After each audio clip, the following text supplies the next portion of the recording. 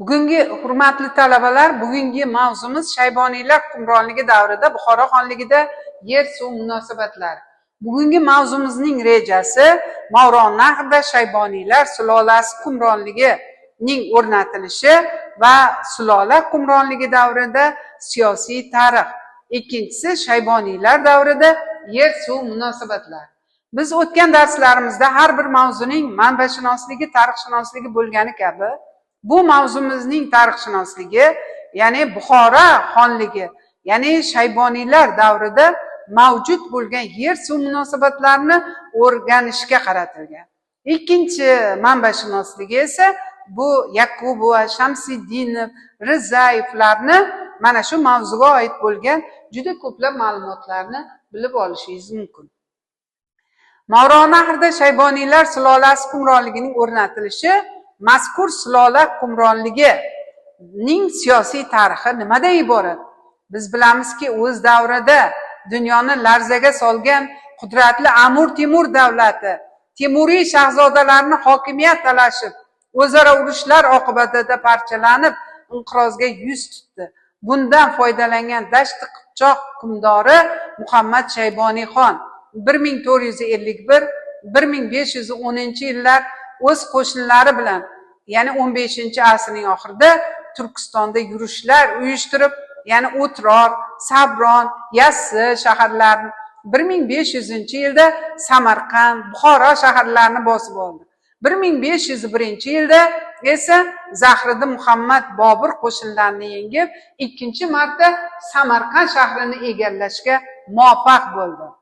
Albatta, Shayboniyxon, ya'ni biz bilamizki, 1503-yilda, ya'ni Mahmudxon, Ahmadxon, Bobur boshliq turklar, Mo'g'ullar va qalmiqlarning birlashgan qo'shinlarini yengib, Toshkent, Shohruqiya shaharlarini, 1504-yilda esa Farg'onani, 1506-yilda janubda Hisor, Balx, g'arbda Xorazmni egallagandan keyin butun Turkiston uning ixtiyoriga o'tdi. U Samarqandni o'ziga poytaxt sifatida tanladi. Buxoroni avvalambor ukasi Mahmud sultonga, Toshkentni ya'ni amakisi Kuchkunji xonga, Suyunchi xo'jalarga ixtiyoriga berdi. Shundan keyin Shayboniyxon e'tiborini Xurosonga qaratdi. 1507-yilda Shayboniyxon shimolda, ya'ni qozoqlarga zarba berib, o'zini oliy qo'mondon deb e'lon qildi. 1510-yilda Eron shohi Ismoil Safaviy Xurosonga yurish boshladi. Ayni paytda Shayboniyxon ham Mavronahrdan yordamchi kuchlar kelishini kutmasdan, ya'ni Safaviyga qarshi urush e'lon qildi. Murg'ob daryosi vohasida bo'lgan hal qiluvchi jangda Shayboniyxonning 1700 kishilik qo'shini yengilib, uning o'zi asir olinib qatl etildi.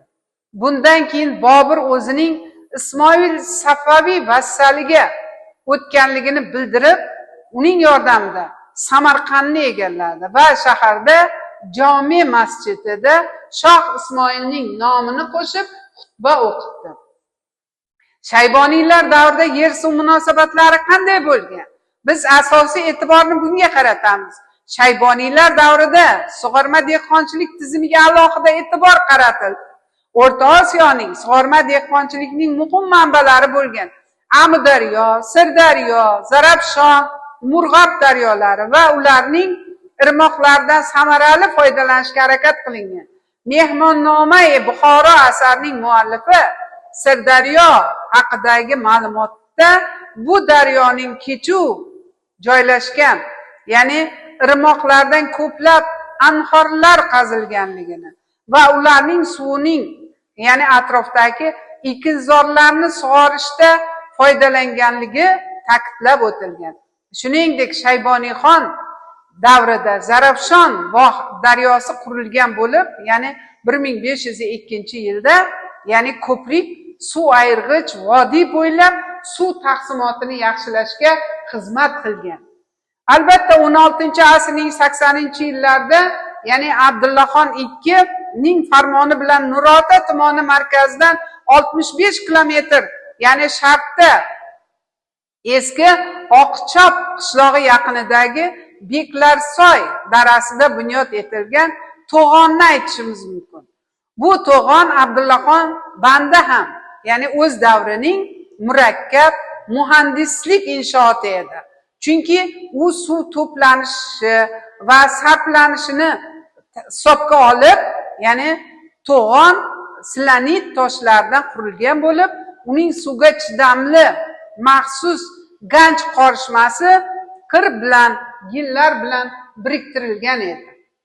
To'g'on haqida gapiradigan bo'lsak, to'g'onning uzunligi ya'ni 73 metr, yuqorida 85 metr, balandligi 14,5 metr. Bunda suv bosimi, uning ya'ni suvning ag'daruvchi kuchi hisobga olingan holda to'g'on asosining qalinligi 15,3 metr, ya'ni ustki qismi 4,5 metr qilinib zinapoya shaklida qurilgan.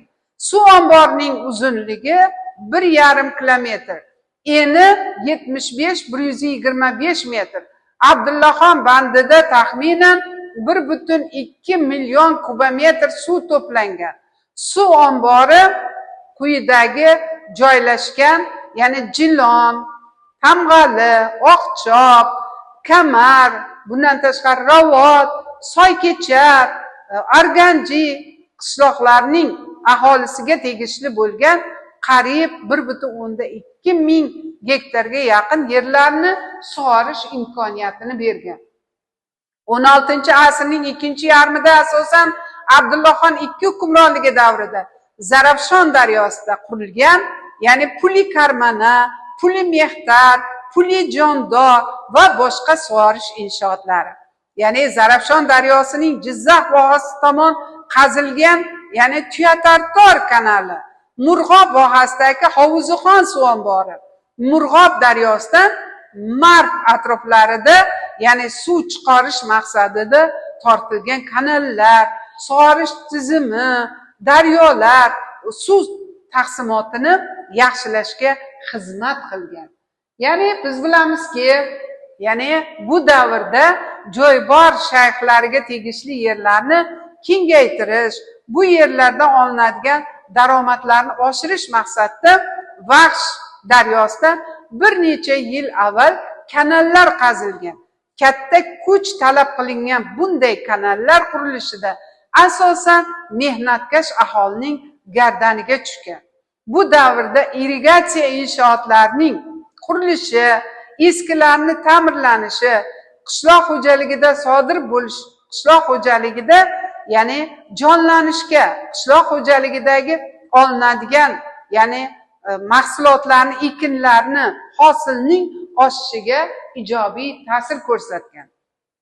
Shayboniylar istilosidan keyin O'rta Osiyoda yerlarning asosiy qismi davlat ixtiyoridagi yerlar, ya'ni Amloki podshoh, Amloki sultoni deb atalgan.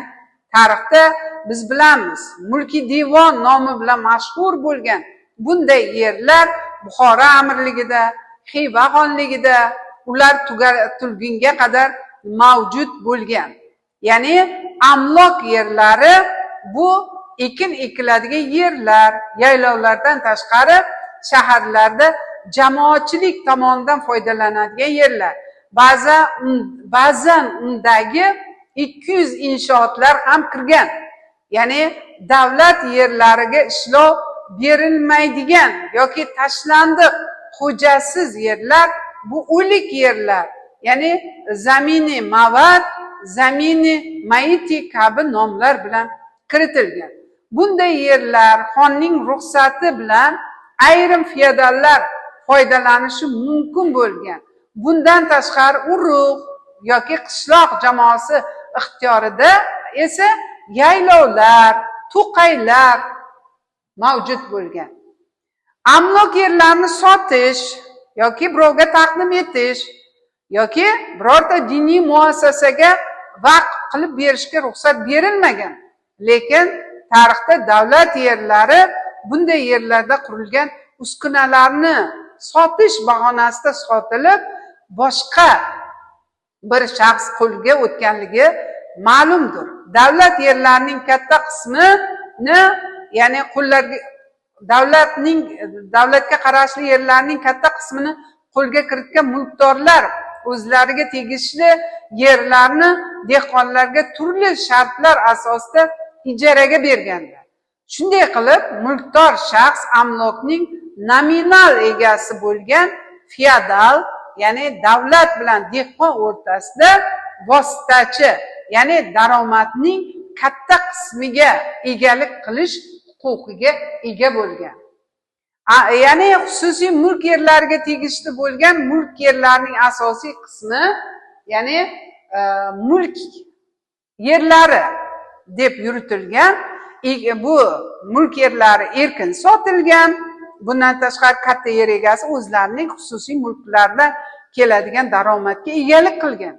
Mulk yerlarining davlatga qanday soliq to'laganlari haqida aniq ma'lumotga ega emasmiz, lekin ayrim hujjatlarning guvohlik berishicha 16-asrning ikkinchi yarmidan boshlab mulk egalari yerlarning bir qismi bo'lsa-da davlat solig'idan ozod qilingan.